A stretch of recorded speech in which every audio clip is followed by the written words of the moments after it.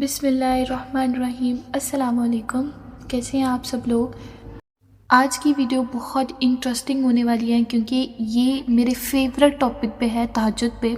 تہجد کیا ہے؟ یہ وہ نماز ہے جو ہم سب پر فرض نہیں کی گئی، تو پھر اس کا اتنا اجر کیوں ہے؟ آپ نے کبھی یہ سوچا ہے کہ اس کا اجر اسی لیے ہے کیونکہ اس کا پیغام نہیں آتا، اس کے لیے خود اٹھا جاتا ہے۔ تہجد سے ریلیٹڈ آپ کے دل میں جو تڑپ ہوتی ہے نا اس کی، وہ آپ کو اٹھاتی ہے، ایسی تڑپ جو گہری نیند سے اٹھا کر لے آتی ہے، جو ہمیں آدھی رات میں اپنے بستر پر سکون سے سونے نہیں دیتی۔ ہمیں محسوس ہوتا ہے کہ ہم نے کچھ نہ کچھ چھوڑ دیا ہے، ہماری زندگی کا کوئی نہ کوئی حصہ مس ہو رہا ہے۔ میں ان کی بات کر رہی ہوں جو کہ تہجد کو دل سے پڑھتے ہیں اور تہجد کے ساتھ ان کی ایک الگ وائب جڑ گئی ہوتی ہے۔ آگے پڑھتے ہیں۔ اس تڑپ کے ساتھ جب بندہ اپنے رب کے حضور اپنی پیشانی زمین پر رکھتا ہے تو وہ سجدہ اسے فرش سے عرش پر لے جاتا ہے۔ تب اللہ کی رحمت اپنے بندے کو اپنے سائے میں لے لیتی ہے۔ بندہ اپنے رب کے سب سے قریب محسوس ہوتا ہے۔ اس بندے کو محسوس ہوتا ہے کہ وہ اللہ کے کتنے قریب ہے۔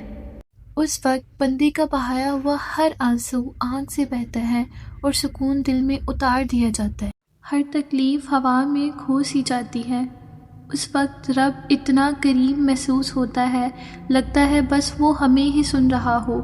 وہ ہمارے اندر ایک ایسا یقین پیدا کر دیتا ہے، اس نے ہماری مانگی ہر دعا کو قبول کر لیا اور ہماری ہر خواہش کو صحیح وقت پر پورا کر دے گا۔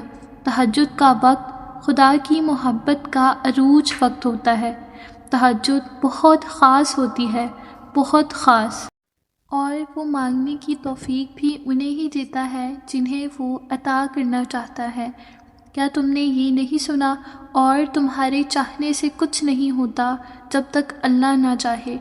اگر آپ لوگ یہ سوچتے ہیں کہ آپ تہجد پڑھ رہے ہیں اور وہ بندہ نہیں پڑھ رہا، تو وہ بندہ نہیں پڑھ رہا، اس کو اللہ نے توفیق ہی نہیں دی کہ وہ اٹھے اور اللہ کے آگے پیش ہو۔ اگر آپ نماز پڑھ رہے ہیں، اٹھ رہے ہیں تہجد کے وقت پر، تو وہ اللہ پاک آپ کو اٹھا رہا ہے، اللہ پاک آپ سے ملاقات کرنا چاہتا ہے۔ اللہ چاہتا ہے کہ یہ بندہ مجھ سے ملے، دعائیں کرے۔ جوانی کا سجدہ اللہ کو سب سے عزیز ہوتا ہے۔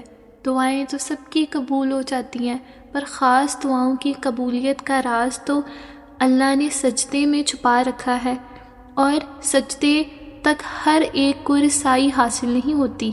اس مقام تک تو صرف وہی لوگ آتے ہیں جن کی دعاؤں کو اللہ نے نئے سرے سے ان کی پسندیدہ انداز میں قبول کرنا ہوتا ہے۔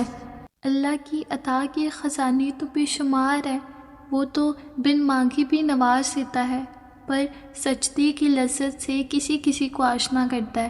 اور جب کوئی سجدہ نہیں کرتا نا، جب کوئی سجدے میں گر کر اپنا آپ اللہ کو سونپ دیتا ہے، اس میں بڑا فرق ہوتا ہے، تو پھر اللہ اس کے لیے کافی ہو جاتا ہے۔ جو اللہ کے آگے اپنے آپ کو سونپ دیتا ہے، اللہ کے سپرد کر دیتا ہے، اور اس کا کافی ہو جانا جانتے ہو کیسا ہوتا ہے؟ تمہاری راہ میں آئی رکاوٹوں کی ہر چٹان کو وہ لمحوں میں گرا دیتا ہے۔ تمہارے چاہنے سے پہلے ہی تمہاری چاہ کو تمہارا مقدر بنا دیتا ہے۔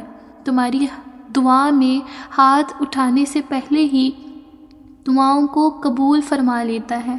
تمہارے دکھ، درد، تکلیفیں وہ پہلے سجدے میں ہی سمیٹ لیتا ہے۔ بس وہ انتظار کرتا ہے کہ یہ بندہ میرے ساتھ کتنا مخلص ہے، کیا میں اس کو عطا نہیں کر رہا تو یہ مجھے چھوڑ کے چلا جائے گا؟ کیا یہ میرا انتظار کرے گا؟ کیا یہ مجھ پہ یقین رکھتا ہے؟ اور تم پر اپنی رحمت کی چادر ڈال دیتا ہے۔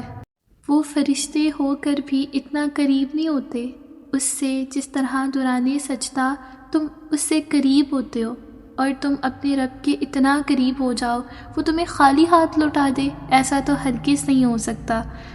بس تم دعا مانگتے رہو پورے یقین کے ساتھ کہ اللہ تمہارے ساتھ ہے۔ پھر دیکھنا کوئی مشکل بڑی نہیں ہوتی، اور کوئی ایسی چیزیں بڑی نہیں ہوتی جو کہ تمہیں اللہ سے دور کر دیں۔ تمہارا خود اللہ کے قریب جانا بہت امپورٹنٹ ہے۔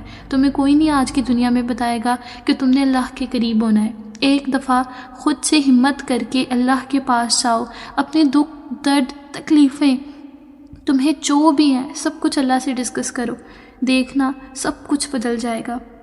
آخر میں ایک بات کہوں گی، ابھی سردیوں کا ٹائم ہے، پرفیکٹ ٹائم ہے تہجد ادا کرنے کا اور ڈھیر ساری نیکیاں لینے کا، تو پلیز اس وقت کا فائدہ اٹھائیں، اٹھیں، نماز پڑھیں، تہجد پڑھیں، اگر نہیں پڑھیں نا تو میرے کہنے پہ ایک دفعہ پڑھیں۔ شکریہ، اللہ حافظ۔